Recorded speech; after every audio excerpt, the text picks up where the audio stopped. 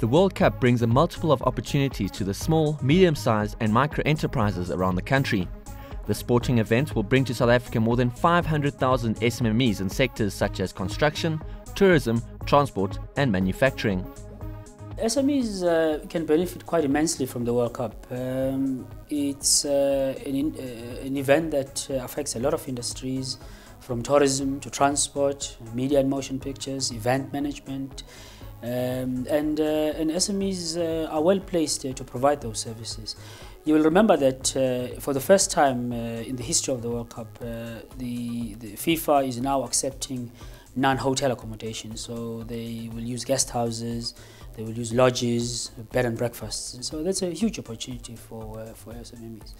And then, of course, there's transport. I remember when I was in Germany in 2006 during the German World Cup, I used a taxi almost on a daily basis, 24 hours a day as well.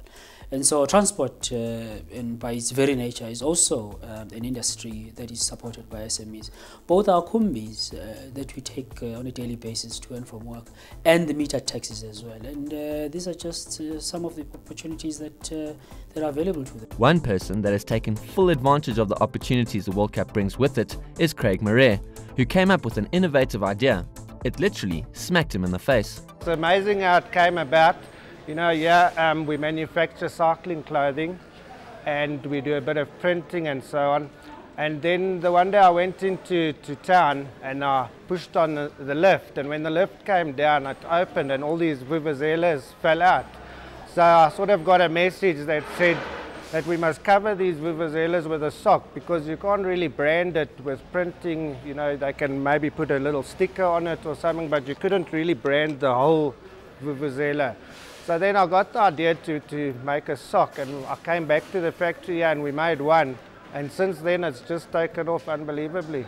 Yes, well, once we saw that the potential of it, the first thing we thought, before we go out and really market it, we must first get a patent on the actual sock, which we did immediately, and that helped us, you know, just to cover our bases, and that because it's a simple thing to make and to copy, you know, and so that's basically how it came about. These vuvuzela socks are taking to the market quickly. Craig says they make between 1,000 and 2,000 SOCKZELAs a day and are hoping to make more than 5,000 a day closer to the World Cup. Okay, well, it all starts off in the printing department. It's a digital dye sublimation. We print it out onto the pattern, then we take it, it gets burnt down with a heat transfer system at 220 degrees, gets transferred onto the pattern. From there it goes to the sewing machines that you see behind me here. They sew it up and then it goes off and gets a little lanyard put on, and that's basically it. When it comes to marketing your products around the World Cup, it's essential SMMEs don't step on FIFA's toes with all their rules and regulations around the event. For example, ambush marketing. From the beginning of the business, we found out the license holders of vuvuzelas, which is a company called Promo Gear, and Promo Gear was awarded the license from company Global Brands. We've worked very closely with Promo Gear and Global Brands, ensuring that we've met all the restrictions and all the regulations from their side, and all the approval processes they handle, as well as all the distribution and the marketing of the FIFA SOCKZELA. Inevitably, then it talks about trademarks, and it talks also about you know, which areas you can trade in. So there are certain restricted areas and so on. It's basically those two. If you find out information or enough information about that, which is also publicly available, then you would know exactly what and what not to do. And people can be very creative. Now, one would think that as an entrepreneur, that is one of the key skills that you must have: creativity. If you don't involve wording like 2010, if you don't involve wording like FIFA, I think you know, pretty much everything else you know, is allowed. There were nearly 1 million retrenchments in South Africa over the first quarter of 2009. Job creation has always been a major concern for South Africa. The World Cup will certainly help with creating jobs across the board for a number of unemployed South Africans. Yeah, that's also been tremendous. You know, the World Cup's really helping South Africa with employment. You know, just us alone in the last month, we've had to increase our staff by 20, and that's also going to continue to increase. And I'm sure, besides the vuvuzela, with all the other things going on, it's going to create massive job employment in South Africa, and that's just what the country needs. The industries that I mentioned are typically service industries, and service industries mean not much is being produced. It's the service, as we name it, as you know, and therefore it needs people, and therefore job creation is at the heart of that service provision.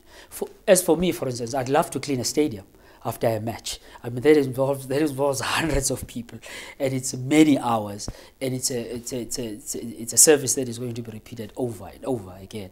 So it's therefore, as a service industries, by the way, in the economy of the country, are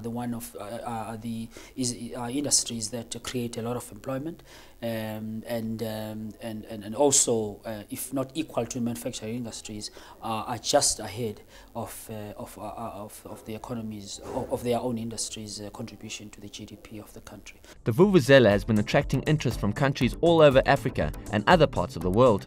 But South Africa is without doubt home of the Vuvuzela. Leading up to the 4-week event, SOCKZELA will definitely have its hands full coping with the growing demand. They buy in, firstly, the Vuvuzelas, because Vuvuzelas are the icon of the World Cup 2010, and now we've given them the option to be able to choose their individually branded socks. They can choose which country they support in, and it's almost like a competition when people are going to be watching the soccer. I've got a Portugal one, I've got a South African one. When someone scores a goal for South Africa, everyone will be blowing their South African ones. When Portugal's winning, the whole Portuguese community will be blowing a Portugal Vuvuzela. It also gives people the opportunity to go back to their country and say to people, this was the icon of 2010, and we got one individually branded for our country. At the end of the day, the employees at SOCKZELA will all pay to the entrepreneurial tune to 2010.